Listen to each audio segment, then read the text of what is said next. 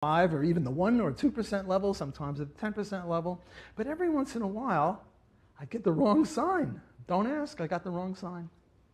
And every once in a while, the wrong sign was statistically significant.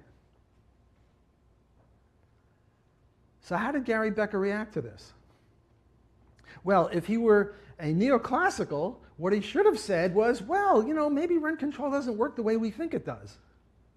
Rent control is, there's the supply, there's the demand, there's quantity, there's price. That you put a maximum price on housing, demand is greater than supply, there's a shortage. The usual rent control story that you get in Economics 101. Becker didn't say that. He was too polite to say, but this is really what he meant to say. He meant to say, block you moron, go out and do it again until you get it right. So what was testing what? Was my econometrics testing the supply and demand and rent control, of which we all know, and the Austrians and the neoclassicists agree on that? No, it was the other way around. The theory was testing my econometrics. A very similar thing happened with rent control, with the minimum wage. Now we all know that the minimum wage is a very similar sort of thing, only now we have wage, and here we have the quantity of labor. And if you put a minimum wage above equilibrium, you're going to have a surplus, namely unemployment. So Card and Kruger come out with this cockamamie thing. And there was some New Jersey and Pennsylvania, one of them raised the minimum wage, and then Card and Kruger tried to see if there was a difference in the unemployment rate for unskilled workers between the two because of this increase in the minimum wage. And this is what Krugman relies on. This is what Hillary Clinton and Bill Clinton relies on, Bernie Sanders. Everybody loves Card Krugman on the left. So again, if Gary Becker and Newmark and other of these mainstream people were really logical positivists, if they were really neoclassical economists, you see, my thesis, if you scratch a good economist, you're going to find an Austrian, whether they admit that they're Austrians or not. So what they should have said is, well, maybe economic law works differently in New Jersey. I mean, it's pronounced New Jersey, so who knows what's going on in New Jersey. Maybe the minimum wage story only works 95% of the time or 98% of the time. They would have been moderate here, but no, they had fire in their eyes. What they did is, first of all, a replicatability. They called up the same people that Card and Kruger called up to get the information, and they couldn't replicate it. So that's one problem. But they came out with real fire in their eyes. The idea was that this is wrong, and we're going to get that Card and Kruger people, but they shouldn't have done that. Only Austrians should do that. So I now am awarding these people honorary Austrian degrees.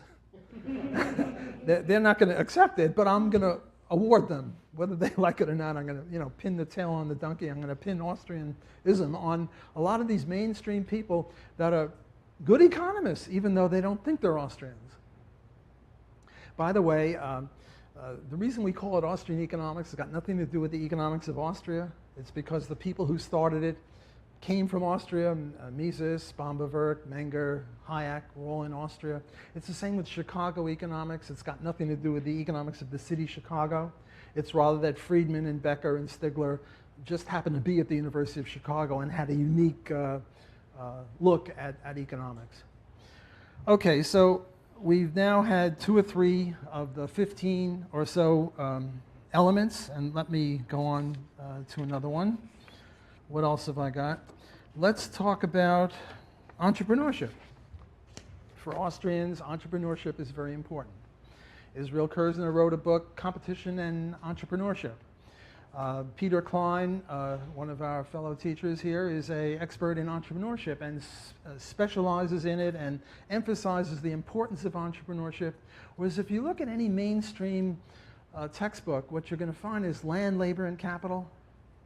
And if you're lucky, in the index, the word entrepreneurship will be there, and it'll be 1 page. And if you're not lucky, they just ignore it. I might be exaggerating a little bit, but not much. Whereas if there was an Austrian textbook, and there are a few, David Gordon wrote one, and there were a few others, entrepreneurship is, I don't say the only thing. There are other, land, labor, and capital are also important, but entrepreneurship is very, very important. The entrepreneur is the one who sees an opportunity and sets up a business. You know, and there is a debate between Murray Rothbard and Israel Kirzner on this. Israel Kirzner has this thing called a pure entrepreneur who has no capital whatsoever, whereas Murray insists that it's a capitalist entrepreneur, and I'm on Murray Rothbard's side of this particular debate. Israel Kirzner says, well, you have this idea of entrepreneurship, but if you want to do something, if you want to impact the world, you have to buy or sell or invest or do something. You just can't have pure entrepreneurship divorced from anything else. And if you borrow money from someone else, well, you had collateral with which to borrow it in the first place, and you had some labor to go to the bank and ask for money. So I don't think that there's any free-floating pure entrepreneurship, but entrepreneurship is very important, whereas for the mainstream it's not at all important. Another is the difference between ordinal and cardinal utility. Ordinal utility is ordering. I like apples better than bananas and bananas better than carrots. That is legitimate and fine, and that is a fine distinction. And we Austrians believe in ordinal economics. We support it. It's a rational thing. It helps shed light on economic issues. Fine. What is cardinal utility? Cardinal is counting. Utils. So an apple is 10 utils, a banana is 20 utils, and apple is 10, a banana is 20, and a carrot is 30. Therefore, the carrot is 3 times as much utility as the apple. And the banana is twice as much as the apple, and the carrot is 150% more enjoyment than... This is nonsense. This is nonsense on a stick. Or, not nonsense. I'm getting the word, not a pogo stick, nonsense on something. What am I missing here? Nonsense on something. I'm not sure what, but steroids maybe. Okay. Well, now you might think, well, this is just sort of airy-fairy crap, and you know, who cares about the? I mean, what's the importance of it? Well, the importance of it is antitrust. Let me give you a little antitrust stuff, which the mainstream loves, and Austrians reject entirely, whereas the Chicago school is supposedly a free enterprise school, and they have a sort of a moderate position. Let me get into that. So first I'm going to draw the usual complicated curve. Here's the average cost curve. There's the marginal cost curve hitting the average cost curve at the bottom point. You always have to be at the bottom point. Quantity price. Here is a demand curve. Here is a marginal revenue curve. We know that the perfectly competitive industry will be right there. And we know that where marginal cost hits marginal revenue is where the quantity of the monopolist will be. And he'll move his way up to the demand curve, and that'll be where the monopolist will be. And here is the price of the monopolist. How many people have seen this before? Good. Okay, I'm glad that we're in sync. And now what do we have? We have profits. And here's the indictment on the part of the mainstream of monopoly. And one is that the price of the monopolist is higher than the price of the competitor. And don't ask me why a high price is bad, but high prices are bad. Don't ask. And we know that the quantity of the competitor, is greater than the quantity of monopolist, and quantity is good. So the more quantity and the lower the price, the better. And notice that monopoly is bad on both these counts, and perfect competition is good on both these counts. The third one is, what's the third one? Profits. Profits are evil. We all stipulate that, you know. Who could disagree? Profits are evil.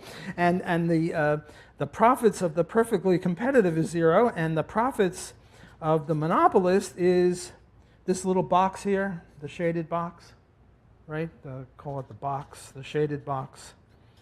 That's profit, and profits are evil. So you know, that's the third indictment. And then the fourth indictment, the real biggie, the one that really sticks in their craw, the evil thing is this triangle here, and this is the dead weight loss. And this really bugs the crap out of them. I mean, it's sort of like, a cross against who are the guys you wave a cross at and they run away? The vampires. Well, you sort of wave dead weight loss at a mainstream economist, and they get scared. I mean, it's horrible for them. And this dead weight loss is a total exercise in interpersonal comparison of utility. So this stuff about ordinal, you see, it's not only ordinal and cardinal, but I'll get back to this in a second, but every time you have a diminishing marginal utility curve, and there is quantity and there is price, this is marginal utility. Whenever you draw a curve with an axis, you're counting utils, right? So this curve, from the Austrian point of view, is illegitimate because it's quantitative. And we've said, to my satisfaction at least, and I'm sure most of you agree, that ordinal is a reasonable way of looking at utility. But utils, this says that if you have this many units, x units, then the utils are x. And if you have y units, then the marginal utility goes to p marginal utility y. This is an exercise in cardinal utility. But this diagram here is even worse than cardinal utility. It's not only cardinal utility, it's interpersonal. It's even worse somehow. It's bad enough to say that I like carrots 3 times as much as I like apples. But it's even crazier to say, well, I like carrots twice as much as you like carrots. I mean, how do you compare? I mean, it's just crazy. So what this is saying is that we, the people, get utility under the demand curve. So let me be more colorful here. So the utility that we get is under the red. Can you see that? Is that okay? You got it? Whereas, what are the costs? The cost is the area under the marginal cost curve in blue. And the difference is the dead weight loss.